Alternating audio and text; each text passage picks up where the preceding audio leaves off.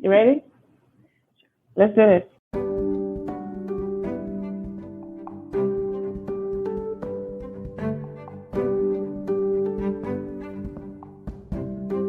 Welcome back to the GROklahoma podcast, where we amplify the voices shaping clinical and transitional research in Oklahoma and beyond. I'm your host, Dr. Mo Adedipe, and welcome to our very first episode of the year 2026. Today's episode is different. It's our first episode of the year, and honestly, I have been thinking about this conversation for months. I'm currently in the final stretch of my Fulbright U.S. presidential STEM scholar appointment here in Seoul, South Korea. And I'm packing up my life here, preparing to return to Oklahoma. And I keep thinking about everything this experience has been. The incredible parts, the hard parts, the parts that changed me in ways I'm still trying to understand. And I realized, I don't want to tell the story alone. So today I'm sitting down with someone who's been through this exact journey. She is a professor of English at the University of Oklahoma, and her work spans contemporary multi-ethnic American literature, African American and Afro-Caribbean literary and cultural studies, African cinema, and post-colonial studies. She's the author of 3 books, including Literary Black Power in the Caribbean and Strangers at Home, American Ethnic Modernism Between the World Wars, and she's currently completing a manuscript on African cinema's alternative archives. Her scholarship asks profound questions about memory, decolonization, and how we tell stories across borders. In 2010, she was awarded a Fulbright scholarship to Burkina Faso, where she spent a year, and I'm going to say this in a horrible way, at La Université Ouaga in Ouagadougou, immersed in West African cinema and cultural production. And after the experience, she didn't just come home and move on. She became a Fulbright Ambassador from 2016 to 2020, working alongside dozens of scholars like me as they navigated what it means to pick up your life and move it out halfway across the world. She was one of the very first people I reached out to when I was preparing for Korea. I was terrified, honestly, and she didn't just give me a polished version of what Fulbright would be like. She gave me the real ones. I remember texting her even when I got to Korea, just thanking her immensely. She told me what it would cost, what it would give me, and what I would need to survive it. And so today, we're going to have that conversation I wish I heard before I left, the one about what it actually takes, what you gain, what you lose, and what comes back different. So everyone, please join me in welcoming Professor Rita Keresztesi to the podcast. And Rita, thank you so much for willing to do this with me. Welcome to the podcast. Thank you so much. Thank you for asking me, and wonderful to see you from South Korea. Thank you. For South Korea, yes. Where there's like a chasm of time difference between us. All right, let's get right into it. Just briefly tell us a little bit about, how you grew up, where you grew up, and we can walk into your research.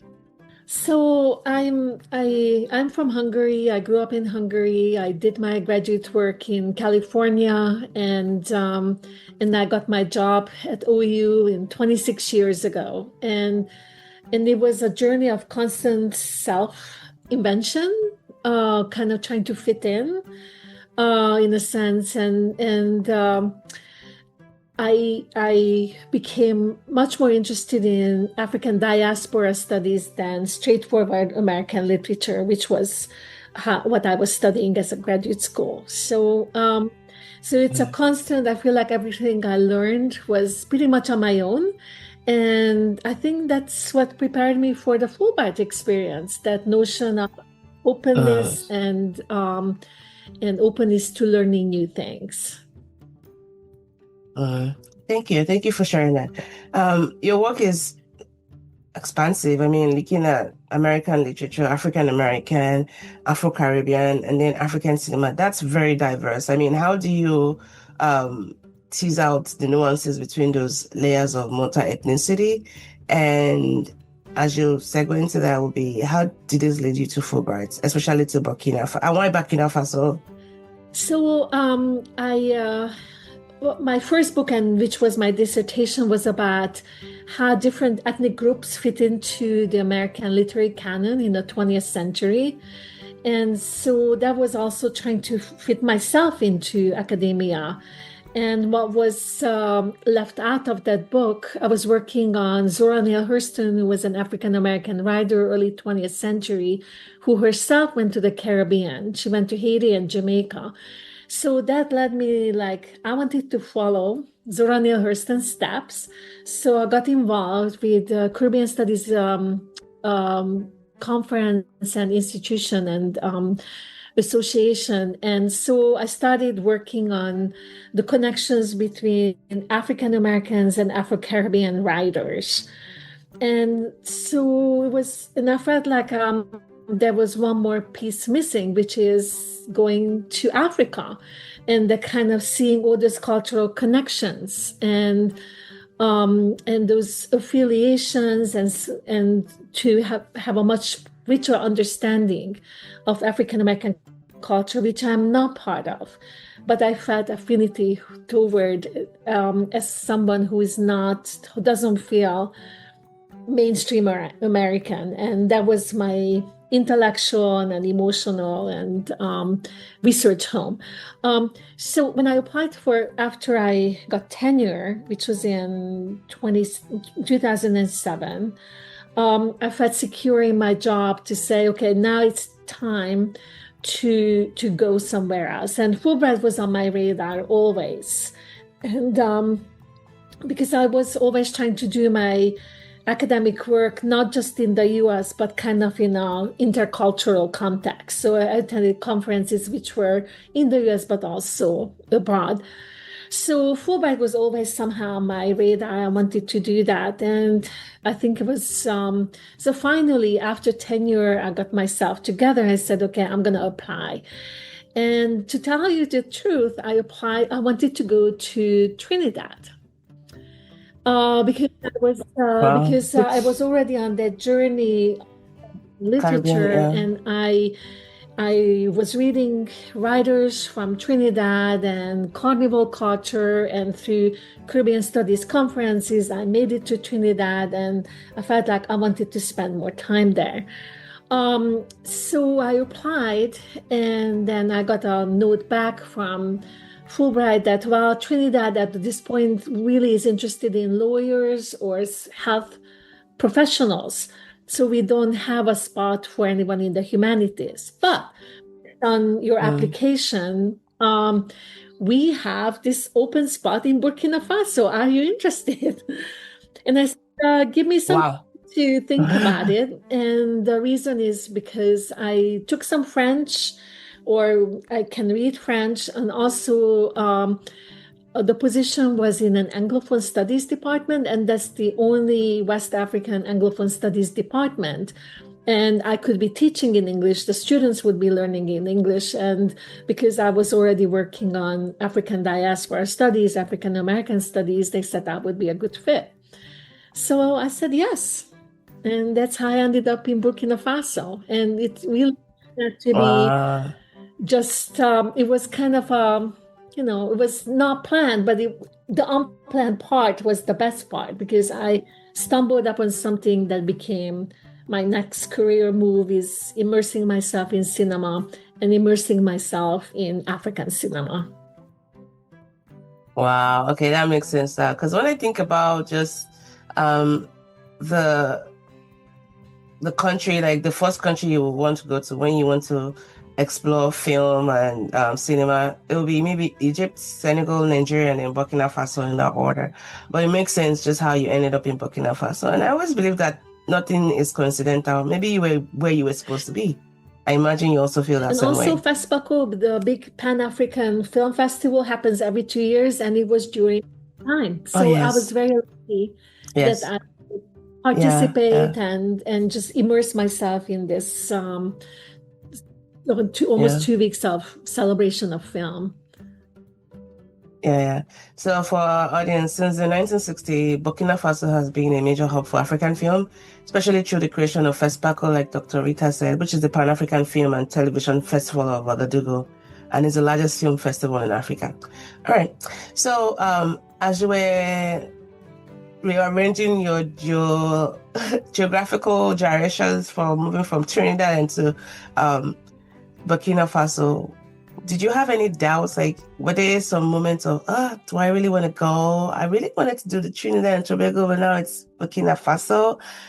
What was going on in your mind at that moment? So I thought it was either taking a Fulbright or not taking. And I said, I'm definitely going on this adventure. And so the other thing Fulbright did is they said all the information is available from previous or even the current Fulbright scholar who's in Burkina Faso. And they gave me their materials, they gave me their contact, and I called them. I talked to about 3 people who went back several years before, and I just talked to them what to expect. And they all said, this is a wonderful place. They all loved their experience. They said it's a really difficult place to be ready, be flexible. It's a poor country. There will be all sorts of difficulties. And so I felt like I was really getting an idea in terms of what I was ready for and what I could be ready for. They also talked about how the teaching is going to be very challenging, very few resources, huge classes, not much support in terms of textbooks and all sorts of things. And it was just intriguing to me to go to a place where I could do something good or where I could give something. And it would be mutually beneficial. I learned there, Right. and I could support the university there. Okay. Thank you. Before we dive into the application process, let's pause for a second. Rita, can you explain what Fulbright actually is? Because I think a lot of people hear Fulbright Scholar, Fulbright this, but don't really understand how the program works or what it provides. So when I went before that, there was a training.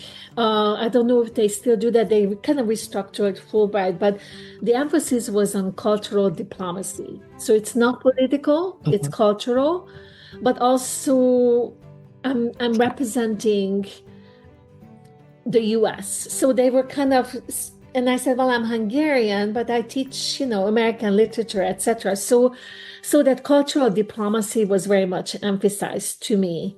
And also I had to learn the nitty-gritty parts in the sense that Fulbright doesn't pay the university, it pays me. It pays the scholar directly. So there's a little bit of independence. Also, the Fulbright scholars are not necessarily connected to the U.S. Embassy, so there's an independence there too, which means that it's less support, like the comparison with students or other programs is Peace Corps. Peace Corps is very much overseen by U.S. Embassy, but Fulbright scholars we are on our own, and that was emphasized to me. We can help you if you need something, but you are on your own. You have to make you have to figure things out. You have to find your lodging, and because Burkina, in a sense, the money transfer, I couldn't do it without the help of the embassies. They said that's the only thing we provide for you, that your money will be transferred through the embassy, and that's how you're gonna get paid. So that was a learning curve, and I didn't quite, because I wasn't quite sure what I was gonna land into. But it's so it was some freedom, but also in a way like I had to really improvise and really think on my feet from the moment I landed. Sounds about right. So just to add a little bit to what she said, so you're representing the U.S. people, not the U.S. government, because they made that very clear when we're doing our Fulbright orientation. You don't represent the government. As a cultural diplomat, you represent the American people. And another distinction I'd like for you to clarify, Rita, is post and commission, right? And I think your country and my country are perfect examples of just the differences, because the Korean Fulbright runs as a commission, and I imagine like Burkina Faso, as with most countries in Africa, run as a post. Do you want to enlighten the audience about the differences as well? So that was so the Fulbright functions through the embassy. So there's one Fulbright person, one who deals with scholars, Burkina-based students who want to go to the U.S. There's also a language program that's somewhat connected to the embassy because there's no other logistical space. So, so we were told that Fulbright, even though it's physically that one person who was a local Burkinabe woman, she's situated in the embassy. She's not an employee of the embassy, the U.S. embassy. So that was one thing. And it also meant that, I mean, there were other units I could affiliate. One was this American library, which sort of had books, and I could organize meetings with students there, so I could use that space. But beyond that, I literally was on my own, and I mostly relied on the University of Ouagadougou. So most of my contact was local, and very literally the only connection I had with embassies to get paid.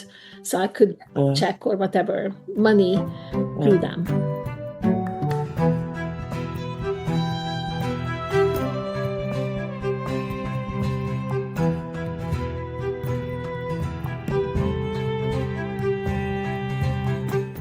I think for the most part, and thanks for explaining that, for the most part, I'll say the Fulbright is a bilateral relationship between the US and whatever country you're posted to. But that, if you look at the organizational structure, it still fits into the US Department of State or the embassies, right?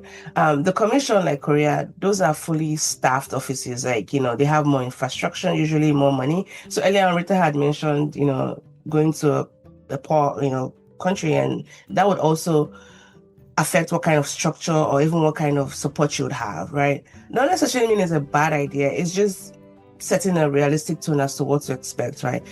So a commission will have established university partnerships. They'll have dedicated staff, even have like regular events, networking, co-op building. So countries like Korea, for example, where I'm housed in like Japan, UK, Germany, those would, run like a full, entity. Now, the Fulbright posts, they're usually embassy based, and the public affairs section manages it outside, their own duties. They have less dedicated infrastructure, smaller staff. Fulbright is one of the many programs they manage, and you are more independent as a scholar. You might even have to coordinate more things yourself, like Rita said. But, there's still support. It's just that it's variable support. So many countries in Africa, Southeast Asia, or even Latin America would have examples of Fulbright posts.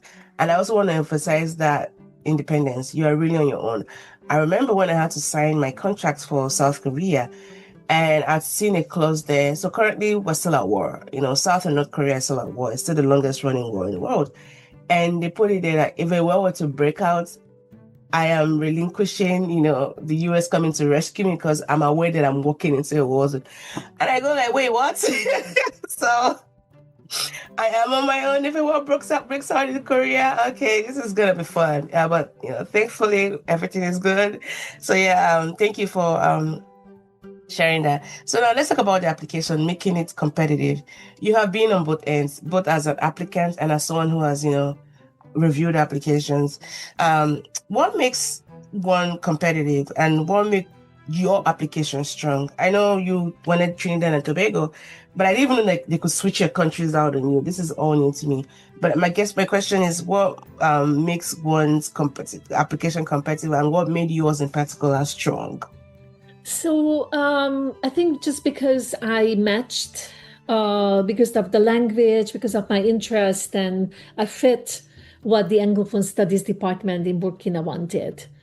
And so I could offer classes that the students would take. And so it became a good match. And also because of the Francophone nature, and I had some French, and that was important that I could sort of get by. From the perspective of evaluating applications, I think Fulbright constantly updates its processes. But when I was working on reading applications, they usually put me into the Africa section. And it meant that I would be reading American scholars' applications to go to Africa, and I would be reading different disciplines. And I like that just because one is to match the scholar's interest to the location. Now they kind of have a different process. It's usually just first discipline based process. So that's the first step. People in the discipline would read the applications based on disciplinary categories and evaluations. I think the weakness of that, which is fine in first world countries, but when you go to locations, there's just has to be a little more that the scholar really has to match that place that the scholar is going. And so when we were reading applications, really, and it's a very good process in a way. It's a consensus-based process. So the judges, we read the applications, we have a face-to-face sort of Zoom meeting, and we all have to agree on either accept or reject. So it's a long process. And we always had to state what were our categories. My category was always what can the scholar offer? And what can the place, the location offer to the scholar? And is it a good match? So it's big, and it's also is the personal issue in a sense that based on the application especially going to sub-Saharan Africa, there needs to be that openness, cultural mindedness, openness in terms of dealing with uncertainty. Is this person able to kind of pivot or open to kind of changes, because changes happen really fast. Happen a lot, yeah. And I had a personal experience with that because we kind of get into later on when we talk about housing. But when I landed in Ouagadougou, it turns out that I was not the only Fulbright scholar. In the last minute, they put another scholar there who was going to go somewhere else, but there was uncertainty, political uncertainty. So we both ended up, and there was only one Fulbright house. And oh, wow. So I landed, and I was literally homeless when I landed. Oh, no. She landed maybe a couple of days before me. She had a little son with her, and they gave her the house. But everyone forgot that I was actually coming to Burkina. So that will kind of address the issue of housing. But this scholar was not intent on coming to Burkina.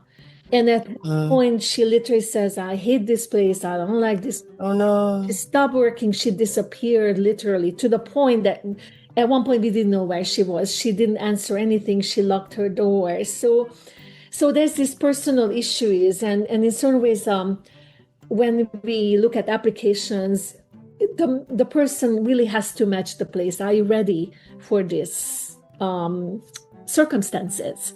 Because it hurt that scholar, it hurt the program, because she stopped teaching, she stopped grading.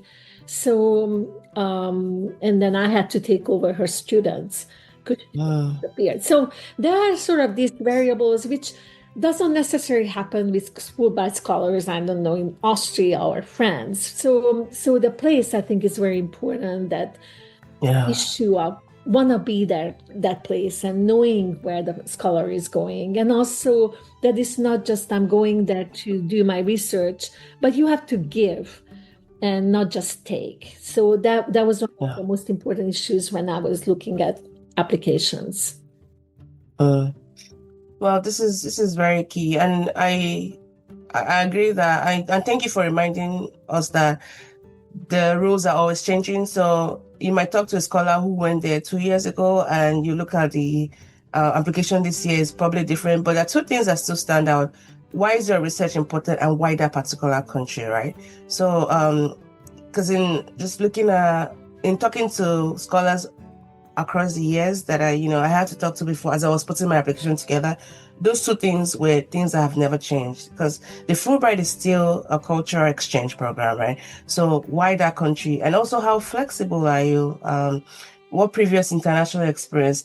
It's not, you don't have to have necessarily been to that country. Like before I came to Korea, I was supposed to travel there 5 years ago, 6 years ago, but COVID happened. I couldn't make it. So I still talked about my familiarity with the culture. I've been learning Korean, for the past 9 years. I've moved around internationally. I went to boarding school, so I'm used to being, up and down. So again, how ready are you? And even language preparation, if you've learned the language as a side, or if you have some experience, or you have a level of understanding of the cultural differences, and then why your research, right? Whatever you're proposing. Now, the Fulbright is not always about research. There are dozens and dozens of programs. You could end up chairing a program. I know someone who went to Canada to chair a program. You could just end up teaching only. You could be an English teaching assistant. Mine was scholar. It was research, 90% research, I think maybe 10% teaching. And the teaching was just a sprinkle. So my area of research is prostate cancer survivors. So I wanted to apply what I knew about men in U.S. and see the differences and similarities with Korean cancer survivors, how different or similar their quality of life trajectories were, and also how Korean traditional medicine offered alternative frameworks for understanding wellness. And I wanted to understand why, what could make it different from what we know or similar from what we know in the US. So I also had to make it very clear why it had to be Korea and why it had to be now. And I remember Rita was very, very emphatic of like, make sure you're making it clear why Korea and why you need to be there in person. So if you're doing database analysis, why would the US want to sponsor you to go there when you can just extract the data, virtually and then do the research? Why is your physical presence needed in that country? So make that very known. All right. So I guess you've talked about readiness and the importance of the country. How early should someone start, and what's the realistic timeline and process, would you say, Rita? So I think the earlier start, the better, just because it's really good to, even though I think Fulbright asks you because they don't guarantee that you can go where you want to go. So but it's, I think the more specific you are, and if you I made contact with the department so sometimes it's required to have a local connection or local reference. Some places it's not. So in Burkina, it was not required that I was invited by someone specific, because it's a very different kind of situation. But I think it's a really good idea to start the process. I mean, for me, even taking the shots, I barely made it. There was, because some of them take 6 months to the series of shots I had to take. So it's a really good idea to start thinking about it, start making connections, exploring the place, understanding the place, familiarize with the language. So I think it's to everybody's benefit to start as early as possible. And then, of course, there are the logistics of your house at home. What are you going to do with your house, for your children? How is it going to start arranging? Are there schools that you can take your children to in the host country? So there's so many moving pieces that it's really good not to leave it to the last minute. So I think the more time you could spend, some people can do it fast, but I think it's a good idea to start as soon as you have an idea, start working on it and thinking about it and putting the pieces together. Yeah. Thanks for sharing that. Again, with every grant, I think giving yourself enough time, because you also want to solicit feedback from, people to review and give you enough time. For me, the mechanism I applied to required me to have a letter of invitation from a university in Korea. And so having to code emails, because the person I had gotten initially, it fell through, and smack dab as the deadline was fast approaching, I had to look for another collaborator, which kind of stressed me out a little bit. And then setting up that collaborator, giving them time to review the proposal I had put together. And again, give yourself enough time. You don't want to be frantic last minute because there's a lot of moving parts that comes into this. So never ever, overestimate just the level of time and resources that goes into putting a Fulbright application together. And there's also the paperwork on the at your home university level. You have to inform your provost and your department chair. Oh my goodness, we'll get into that in a bit. But yeah, give yourself enough time. I would say at least a year. Mm-hmm. Yes. At least a year. Yeah. I knew when I was, ready to go. Sorry, go ahead, Rita. Well, just saying that because your own department that you're leaving, they already assigned you classes. So exactly time to kind of regroup and arrange for your absence. Yeah. All right. So let's talk about you. Oh, and okay, before you even get accepted, as you're putting the application together, in addition to talking to scholars, I highly recommend going for the office hours. So sign up for their Fulbright, newsletters, email, listserv, and you can talk to a liaison for your specific country of interest, right? So when I first started, it was either Nigeria or South Korea. And they had different liaisons because Nigeria, West Africa, South Korea, East Asia. And I had to go for those office hours. And it dawned on me that I would make a more convincing story to go to Korea than to Nigeria. I mean, I traveled to Nigeria a lot. I'm Nigerian born.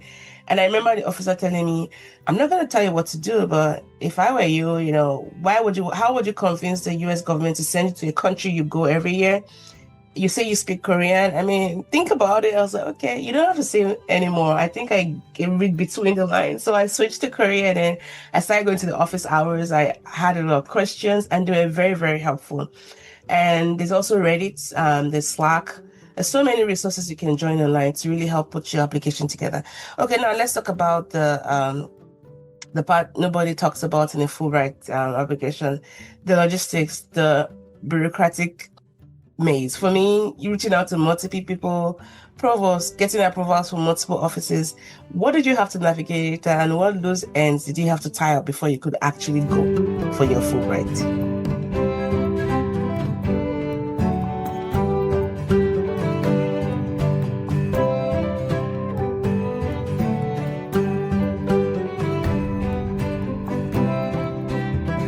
So, well, I mean, OU is not it's international in certain ways, but the culture is not very international. So when I floated it to my chair, he said, well, I was a Fulbright scholar in Finland, but I don't know of anybody else since. And that was 20 or 30 years ago when I did that.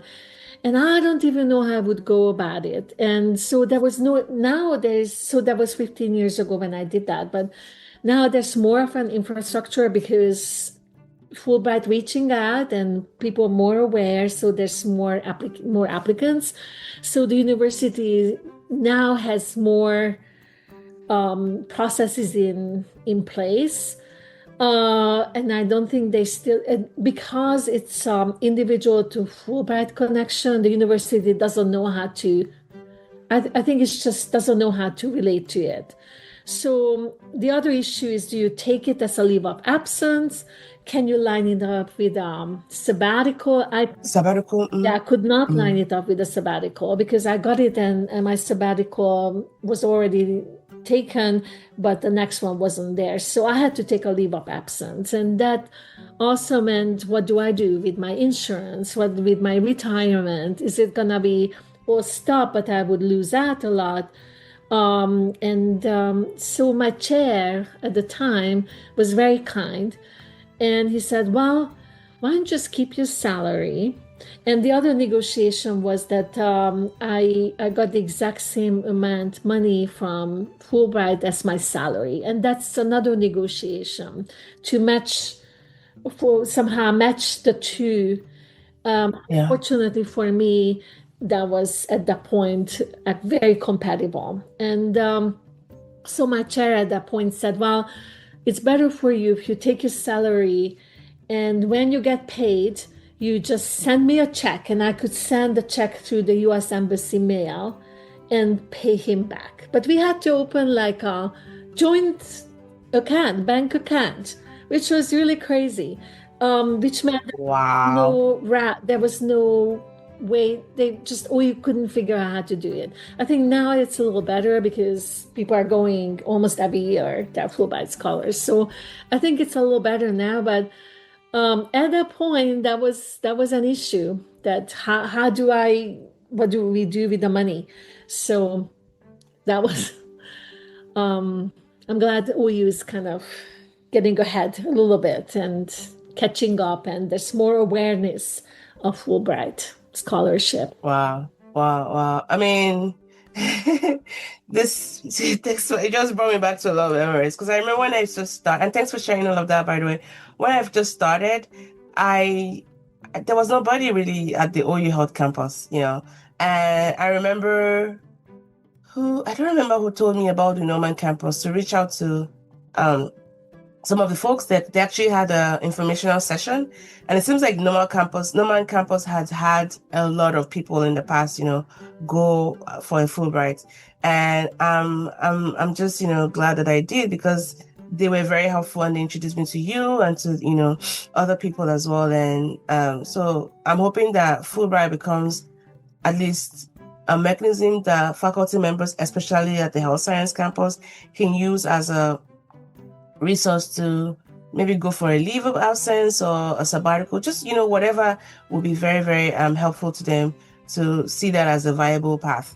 And it was actually Calendar that told me about you, by the way, Calendar. So shout out to her, Calendar 18, that told me about you. For me, I had a different kind of setup. So I was on active funding.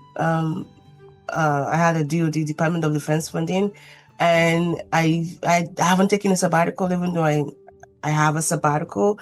So I had to really inform the process. I was teaching my department and the university as a whole how to deal with someone like me. So that also entailed having to reach out to my program officer. But anyone who might be wanting to do this, please reach out to me. There's a lot of things you don't want to do, so I can put you through, but it's totally worth doing the Fulbright. But I would say that there was this sentiment initially, like, are you sure you really want to do this? Because this is you're going to be taking some time off. Is this something you really want to do? Out of concern. And I won't lie to you, there's a part of me that goes, is this going to take me back, career-wise? But now that I'm where I am right now, I have no regret. I'm glad I took the Fulbright. It's a good way to reevaluate why your work matters, especially when you're in a different country and pursuing the whys and looking at different settings. Your questions become more and more. And why would you want to take a Fulbright if you feel like you've reached a point in your research inquiries where you're like, I can't see what the next step is like. It feels like, I've reached a dead end. Consider the Fulbright. The world is so expansive. And yeah, it's going to be difficult pulling up your family. I came with 2 kids. I just had a baby, a few months before I came on the phone. It was so crazy. They had never met anyone quite like me. Like, she's come on a baby. Yeah, I did it. I survived. Yeah, I did it. I survived. So you can do it too. Yours won't be as crazy as I did mine, but it's worth it. It's worth it. Okay. More questions for you. Now let's talk about the micro decisions, right? Housing. I think you already talked about that a little bit. What was the most stressful part of the practical preparation for you? And what do you wish someone had told you about that process? Which process? I'm sorry. Oh, moving, logistics. You talked about housing, right? But you didn't know about your housing issues until you got there. But there are other things that were, the most emotional, the most stressful part of that practical preparation. And what do you wish someone had told you beforehand about that process? Well, one issue is financial. So if you go during your sabbatical, then you're automatically paid. Plus you get Fulbright. I had to take a leave of absence, which meant that I only had to live on the money, which was my salary, but was Fulbright. But I had to maintain my house here. I had to pay mortgage, and I had to pay because there was only one Fulbright house there. I had to rent a house, and Africa has incredibly expensive housing. I mean, there's expensive housing and very cheap housing. But to to live in a house where there would be air conditioning or certain amenities that I wanted, that was very expensive. So it meant that I had to double pay. I had to pay my mortgage, and I actually paid $800 per month for a house in Burkina because there's just not enough houses. So whatever there is very expensive. And I was not prepared for that. So I worried about money a lot. And also I had students living in my house. I left my old dog behind, and the students, something went wrong, and I had to kind of from distance like, oh, how to fix this in the house. And so those are logistical problems that I was not quite prepared for. I mean, we all survived, so I guess it worked out. But it's not easy to leave your life here and then go somewhere else. And so there are some of those issues. Of course, I became best friends with the landlady or the landlord's wife. And so it ended up, even though I overpaid for my little place, but I had a friend, I had built-in and neighbors. And so I actually was better off not living in the Fulbright house, which was in the expat community, which was mostly French expats, and it kind of very kind of separate. And I lived where kind of civil servants lived, and some of the wives of or military or the police or people were teachers. So I kind of had a better immersion because I didn't live in a separate community, which was expats who were not that invested in culture. So, and it came to a head because there was a military coup, and which did go through the expat community, and there was some violence there. But I lived where the military people's wives lived, so we just hung out, and so there's all sorts of things that you can't predict, and you just have to count on your luck. And it was lucky for me to live in a very different kind of neighborhood than I would have had if I would have taken the Fulbright house. So these are just kind of, you just can never control anything, and you just have to roll with it. Yeah. And I was just, as we're talking about your housing situation, I was just smiling because, you went to Burkina Faso, I'm in Korea, and housing was still a common theme. And I came with 2 kids and a mom, so housing was super important. Left to me, I could have just roughed it up, stayed in a 1-bed, 1-bath, and just, used all of my survival skills. But if you're coming with 2 kids, a newborn baby, and a mom, you want to have a little bit of just comfort for them. And that was very difficult. And I was housed in Seoul, which has one of the most expensive real estate in the world, and having to do that, and if you don't know about Korea's system, accommodation is, if you don't have a Korean phone number or a Korean trust already established, it's super hard for you as a foreigner to do anything from where you were. So what I had to do was to do Airbnb for 2 weeks and then just ran around, and eventually we found somewhere that was very good. So I'll just say that there's so many things that are beyond your control, but again, always look at the big picture. You came here for a reason. There'll be moments where you feel like, is this worth it? But don't give up easily. Right now, I don't even feel like the problem I had with accommodation was very suffocating. But right now, where I am currently, I don't even think about those problems anymore because it's gone. So again, they will come by so fast and so quickly. But even though it might be quite intense, just keep going, okay? Don't give up. And we're always here to help you. Now, let's talk about your first week in Burkina Faso. What do you remember the most? What surprised you? What was harder than expected? I think I was just so thrilled that I landed, and I was just like, oh my God, I'm here. And then I was like, but no one's waiting for me. The embassy forgot. The embassy promised that they would pick me up and take me to the Fulbright house, but they thought they already did that because the other Fulbrighter. One person, yeah. Oh, wow. I'm sorry. So I'm landing there. Fortunately, and it gets dark at 6 p.m. So I landed early enough. So it was not dark when I landed. I'm there, and I just standing there.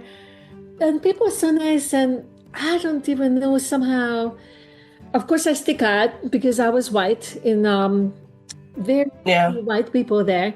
And people were like, oh, where are you going? I said, I don't know. I was hoping the embassy. And someone said, I'm going to go to the embassy, or somehow call them and let them know. And these are just strangers. And somehow they managed to get contact. And after a few hours, and of course, I was already nervous because I had to take malaria meds. It's like a daily thing, and you have to take it with milk. And I was like standing out there, and I felt like, oh my God, all these things, I don't know where I'm going to sleep. But then just people helped. And then I ended up, they took me to the Fulbright house, and I slept, I think, on her couch. And I slept for a couple of weeks until I figured out that, like, where I could spend. But but I think I was just so thrilled. I was running on adrenaline, and I was just, it's almost like the world opened, and I just loved every moment of it. I loved the culture, the music, the friendliness, the hustle and bustle. It was just, I just threw myself into it and totally enjoyed it. There were hard times. I mean, there were electrical cuts. There was sometimes when there was no electricity, no water, the military was out there, and we were just sitting in the dark, really heat, and just hanging with the neighbors, and got through it.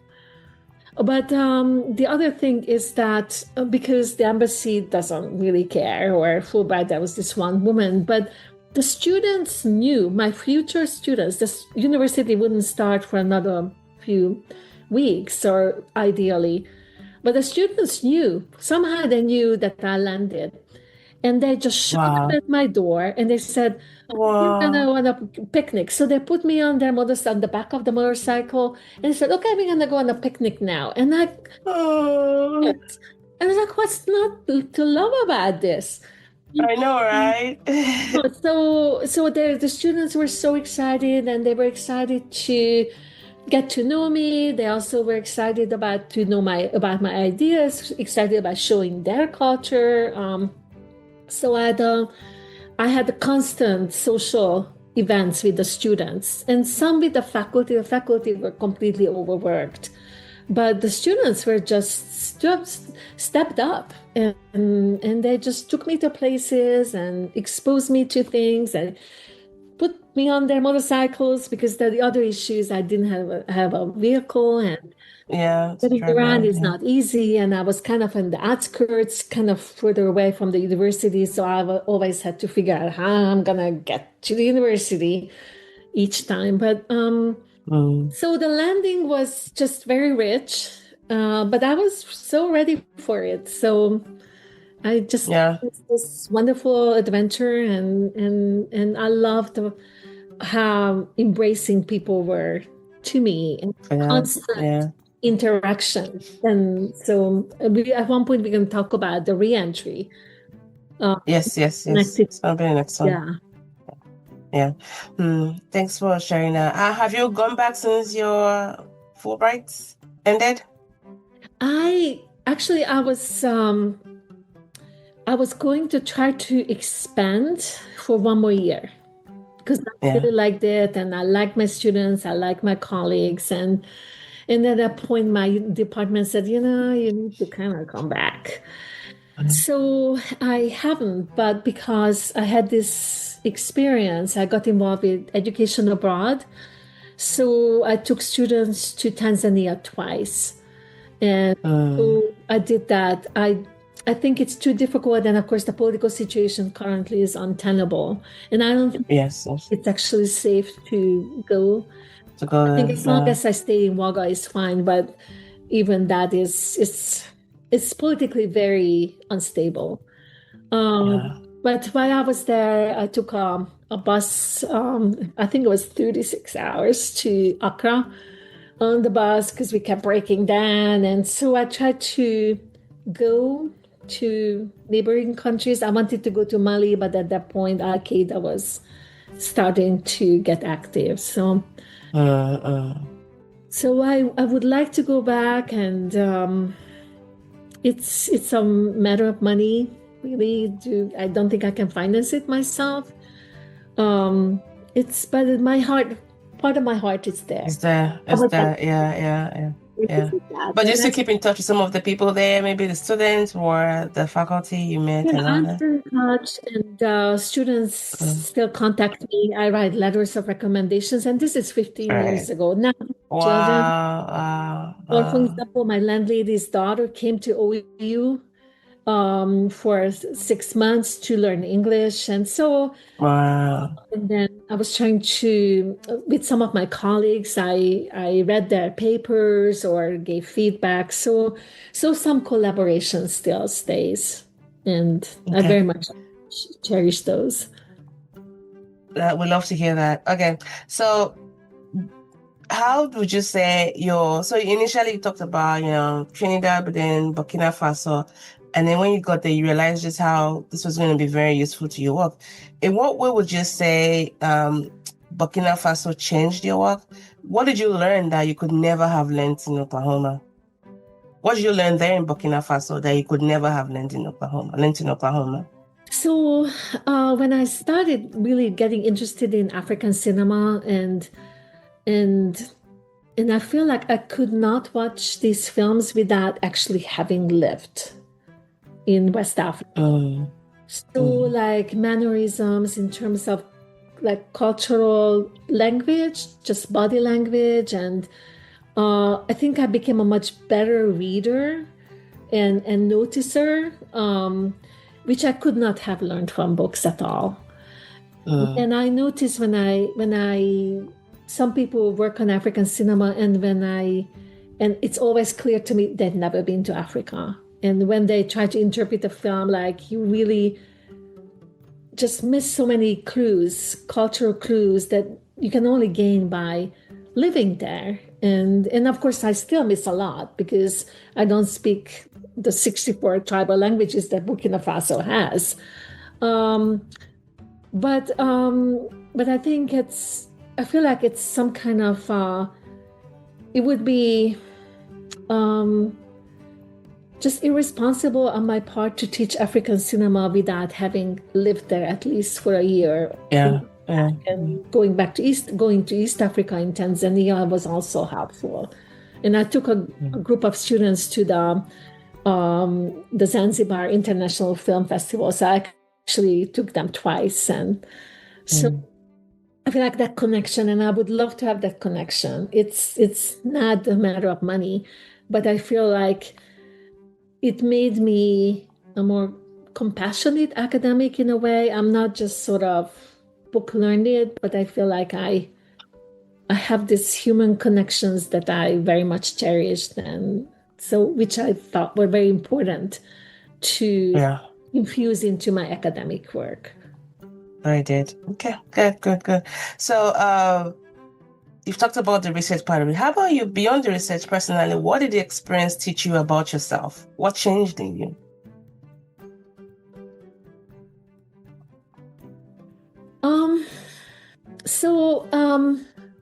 I think when I was there, I was so immersed.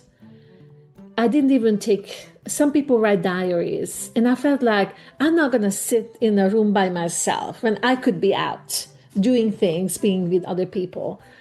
So when I came back, I felt like I needed to digest, because I was just constantly on adrenaline doing things and not feeling like I don't want to miss any opportunity of interacting and being out there. And so when I came back, I started reading accounts, and I had to rely on Peace Corps volunteers who've been to West Africa. I spent a couple years just reading their assessments, and something struck me that most Westerners who went to somewhere else, they wanted to find themselves.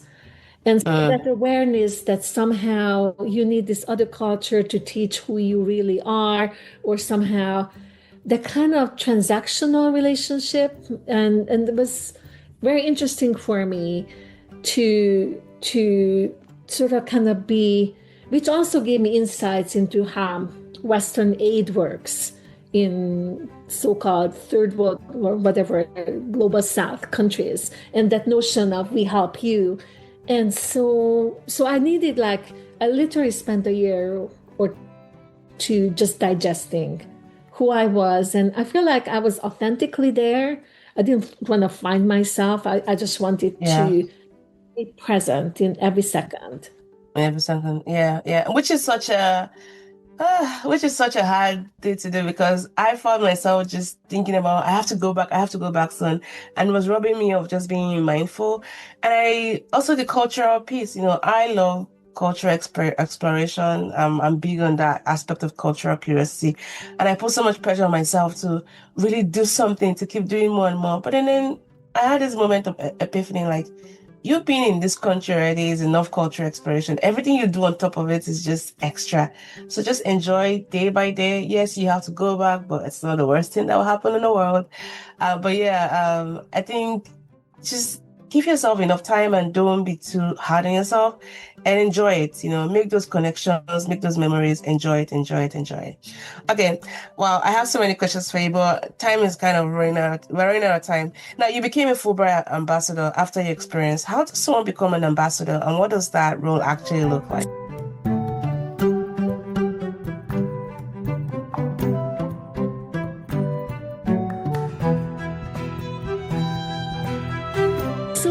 That was a fairly new, I think I was maybe in the first or second cohort when Fulbright created this kind of group of people. And so it was about, they didn't want me to give just information about Fulbright. They thought that can be found on the website or those webinars or that stuff. They wanted us to tell our stories. So that's what I did. So I traveled a few places, and I had slides, and I just talked about my personal experiences. And so they wanted stories. They didn't want just sort of basic information. And so I think that helped. And then I would take questions, and most people had the biggest question was, what if I have children? What am I gonna do? And then I sort of talked about how there's schools, the local schools, the international schools. So I gave some sort of information, but I think the personal story of what I did, how I experienced it, and that was the whole point, to tell a story, not to tell facts, but really a story, a personal story. And I think it's powerful. Wow. Wow. Now, did you have to apply, or you just So at that point I was selected, yeah. Nice. And you did that for 5 years, correct? And the funny thing is that there was a woman in that cohort who was a Fulbright in Tanzania, and then I took students to Tanzania. She was there, and we were like, "Oh my God!" So it was very serendipitous. Okay. What do people ask you most when they're considering Fulbright, and what are they most afraid of from your experience just talking to people over the years? People must be afraid of the logistics. What do I do with this? What do I do with my job? What can my husband do? What could my children do? I think they're just kind of afraid because it's a major relocation. So they want to know how is it possible? And then you can take a spouse along, and there's some stipend. There's stipend for children. There's stipend to let them go to a school. So and it's different by different locations. But I told them, look, Fulbright is very aware that you have a family. And so they accommodate, and you just need to think creatively. What could your spouse do? Would your spouse be interested? And now they have these different programs where you can break along Fulbright into smaller pieces, which is more accommodating to some people who can't leave for a whole year, for example. So just let them know that, look, Fulbright is really aware, and they're constantly thinking about how to make this happen, and friendly to families and people's lives. And I agree. I mean, it's very family positive. The Korea Commission, for example, embeds a bit of stipend to help with kids of school age, which you can get reimbursed for. They also provide you with book stipend. So don't be afraid to bring them all of it, how many kids you have and what kind of accommodation you're looking for. They might be quite helpful, but it's not something you can't hide your family. Like they understand some of these dynamics, right? So reach out to them and be very open as to the level of support you need. All right, now as we're kind of winding down, here's what I'm wrestling with right now as I prepare to leave Korea, right? I've really had a great time here. It's been, I'll say, one of my most defining career moves, which doesn't feel like a move because when you think about move, you think about maybe getting like another grant or maybe publishing those papers. But this rest has really been very, very important to me. And I didn't know how much important it was until I took it. But of course, there's that fear of re-entry, losing the growth, readjusting back to life, fitting into normal. What was coming back like for you, and how did that experience, how did you bring the experience home without losing what it gave you? So for me, it was very difficult. Just felt such a difference in life. I had a very social life, I mean, it was a very noisy life, And when I landed, it was, I don't know, 110 degrees, July 4th, Oklahoma. And the streets were empty. And I literally had this physical feeling that maybe there was a nuclear war or something, because there are no people out there, no one walking, no children, no animals. It's very quiet. And everyone is just locked in their cars. And so someone picked me up and I said, I cannot go home right now. You have to drive me around, take me out for ice cream or something, because I just need to like somehow readjust. And so that was one thing, to readjusting to a very private, individualized American sort of air-conditioned life. And the other one is that I could not talk to people because how was it? And it didn't understand. It made no sense to them. So I could not I couldn't explain anything because they had no point of reference. So I had to hold in a lot. So I felt like it was very select few people who were actually deeply interested in my experience, and I could share it with them. But the rest just didn't make sense to them. And of course, Africa is so poignantly othered. We don't understand why you spent the whole year there. And that was also sort of coming back. And then none of my colleagues ever asked me to, and I could have probably pushed for maybe I give you a lecture, but I felt too vulnerable emotionally to expose myself. So I didn't. So I feel like I re-entered, but they didn't share. I went through this thing and they didn't care or didn't understand, or it just didn't even register on their horizon, this experience I went through.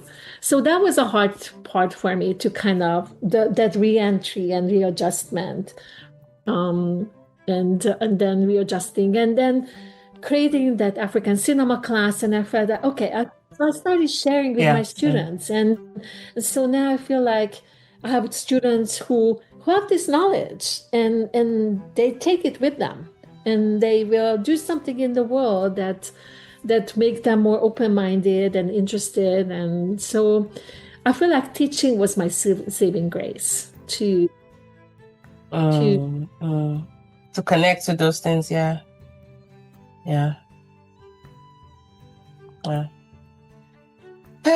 Thank you. I mean, I guess in just teasing on what you've said, it's going to be rough, but it's still part of the process. I'm even envisioning the flight back, like, what's the airport ride going to look like, and just the complex emotions. But you know what? It's all part of the process. Because I remember coming here as well, I had so many complex emotions, and I ended up adjusting well. So again, give myself enough time. But thanks for being realistic about just how hard it is to like come back into where you left, because nobody really gets it. And unless you talk to other Fulbrighters, then you begin to see a semblance of, okay, you see what I see, right? You understand what I'm saying, but it's okay. It's just all part of the process. Okay. Now, years later, how does Fulbright still show up in your work, your teaching, and your life? I can see it in your scholarship, right? On African cinema, the book you've written on Caribbean Black Power. How did Burkina Faso change the trajectory of your work beyond what you've shared before?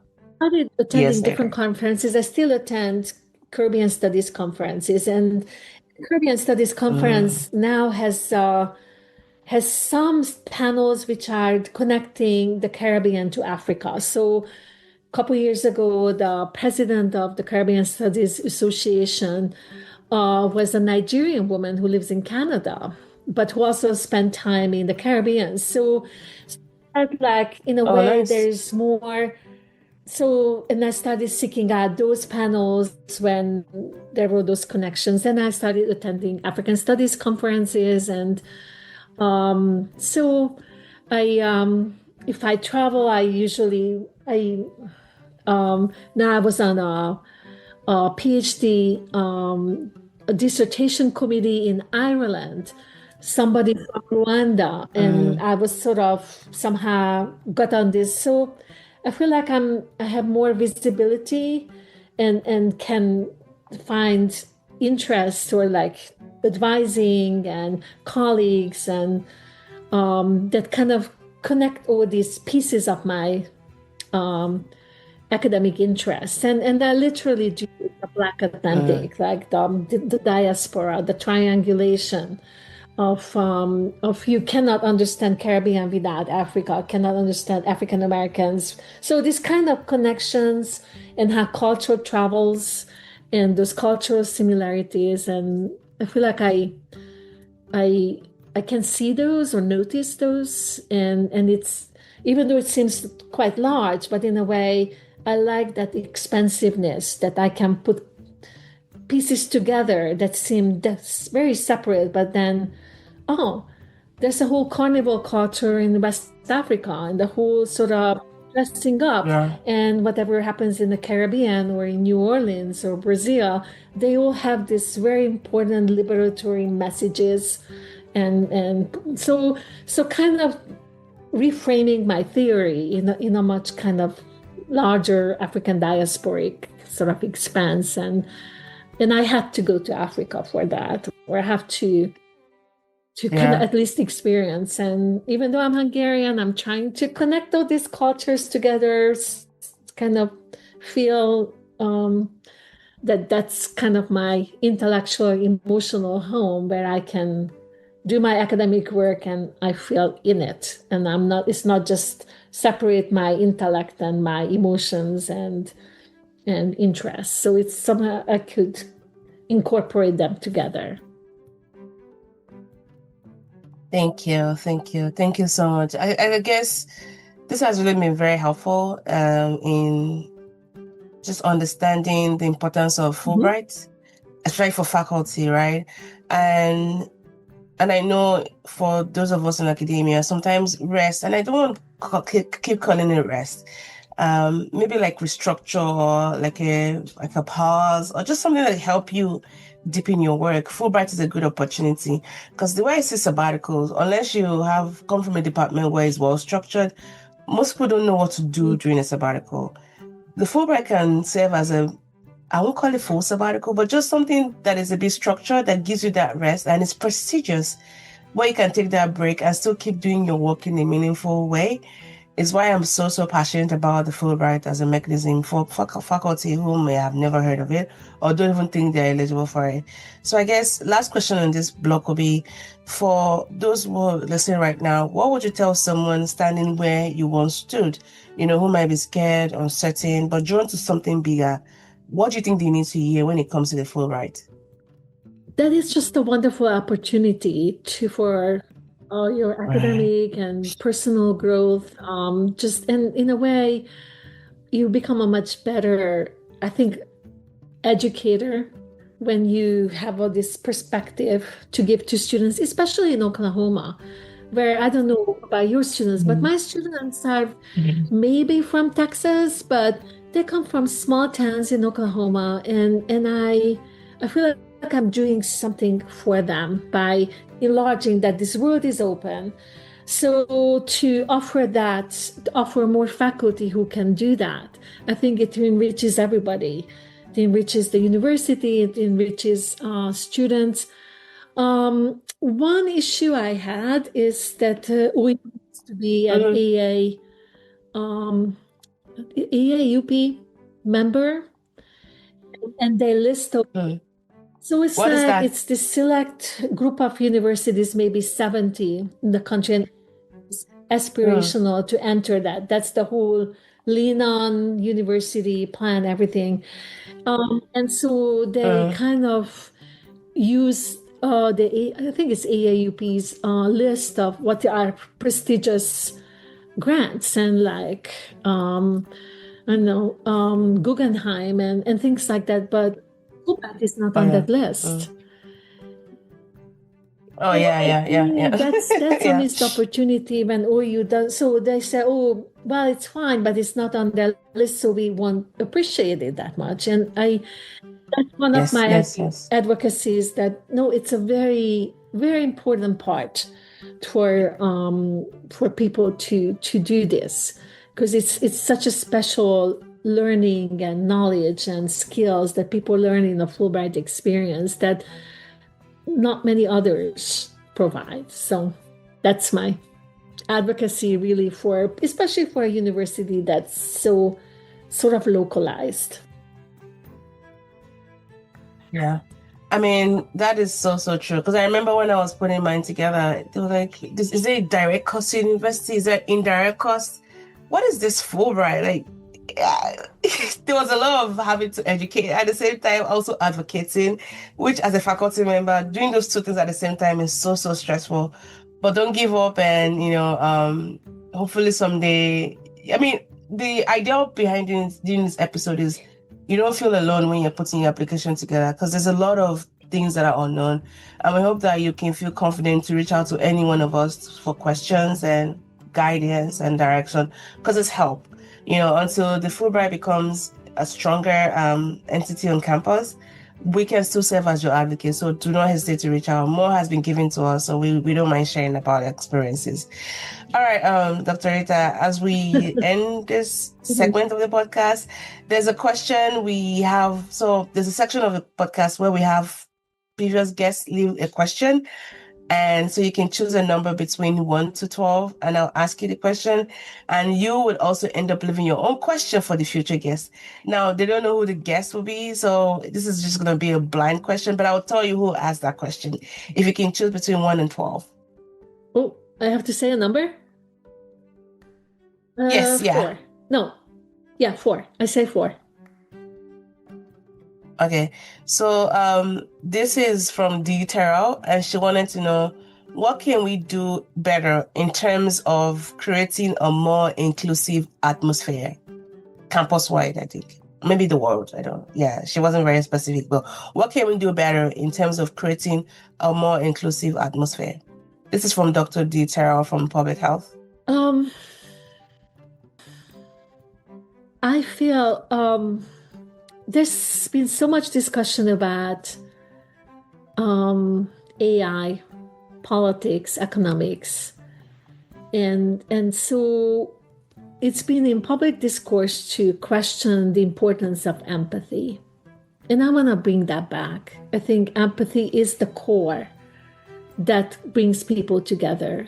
And you can have money, you can have knowledge, but if you do not have empathy, and this kind of cultural exchange, or for me, I feel like when I'm showing African cinema to my students, they develop some kind of empathy, because film is very powerful.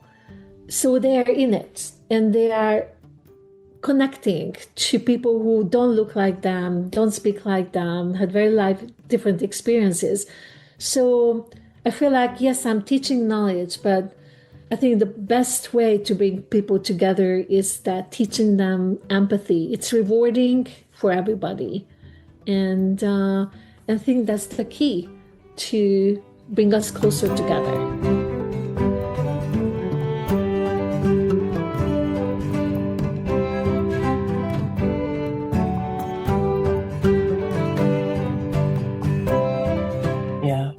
love that. That is really key. Empathy.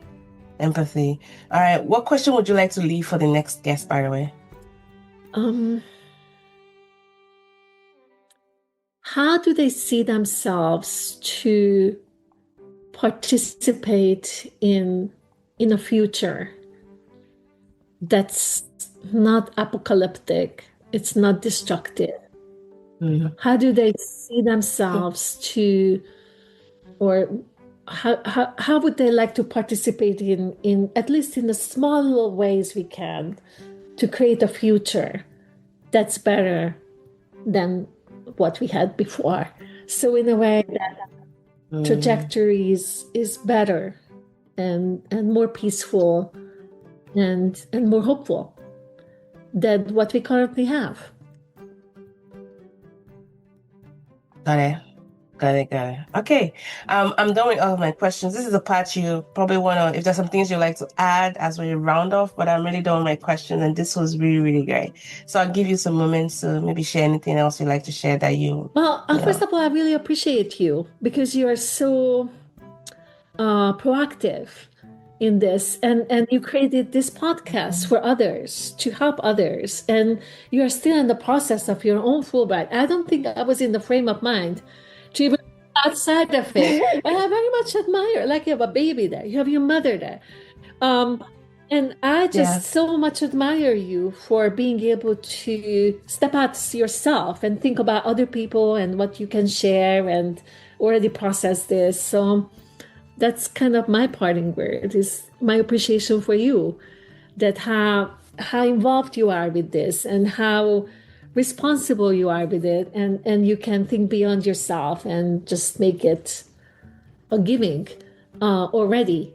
And I was not in that frame of mind when I was there. I was just too in the moment, but you are already able to incorporate and put things together. So I very much appreciate that. Thank you. And I want to give this back to you because you made this happen. I could have just been soliloquizing on my own, but you coming on the podcast really helped me a lot as well. It was like a therapy session. And thank you for being so honest about all of it, especially the part about coming back. And so to our listeners, this is how we're starting 2026 with a conversation about transformation. And the truth nobody tells you about transformation. Rita said something I keep coming back to. When she returned from Burkina Faso, nobody asked about the year that changed her. And she felt too vulnerable to push. She didn't just share, she came back. And that gap between what you experienced and what people can understand is real and it's hard. And I'm also thinking about that as I pack up my life here in Seoul. But I know that coming back for me will be a bit of a different, right, of an adjustment. The airport ride back, the complex emotions, the reality that unless you've done this, you can't really get it. But here's what else Rita taught me. You find your way anyways. For her, teaching became her saving grace. She created an African cinema class. She started sharing with her students. And now years later, those students carry that knowledge into the world. And you can't even quantify that because you never know the kind of lives you're impacting as your students go out as seeds and they keep growing and growing. And that's how transformation keeps us moving, not because everyone understands, but because you find the people who are ready to receive it. And so for faculty listening, here's what I want you to know about the Fulbright. It's not about the year you take away. It's about what happens when you come back. Rita talked about finding her intellectual and emotional home in Burkina Faso, a place where her work didn't have to be separate from who she is, where everything would come together. And that's rare for us. We are drawn in teaching loads, community work, institutional demands. We don't get that kind of space at home. Fulbright gives you that. It's structured, it's prestigious, it's permission to step away without feeling guilt, without burning out, without losing yourself. But it's also lonely sometimes. Reentry is rough. People who won't understand it. And that's okay. That's part of it, right? Rita still connects cultures 15 years later. Though she's from Hungary, she's been on dissertation committees in Ireland for students from Rwanda. She attends African studies conferences and Caribbean studies conferences and see the connections nobody else sees. That year in Burkina Faso didn't just end when she came home. It kept, unfolding. And that's what I'm learning. You don't lose transformation. You incorporate it, you live with it forward. So if you're thinking about a Fulbright, please reach out to a Fulbright ambassador. Reach out to Rita, reach out to me when I'm back in Oklahoma. we'll tell you the truth, the beautiful parts and the hard parts. We'll walk you through it. This is our very first episode of 2026, and I wanted to start here with rest, with transformation, with reality that growth is messy and re-entries are hard, and you'll find your way anyways. I'm coming home different. I'm scared of losing what I found here, but learning from Rita that maybe I don't have to lose it. Maybe I just have to carry it differently. And that's going to stay with me. So until next time, this is the GROklahoma podcast. We hope you keep crossing borders. We hope you keep becoming, and I'll see you in the very next episode. Thank you so much, Rita. I know I took more than your time than needed, but this was really good. And I thank you for all of your wealth of wisdom and your time. Thank you so much. And enjoy every second. Yeah. And I will. You return, and it will be with you. And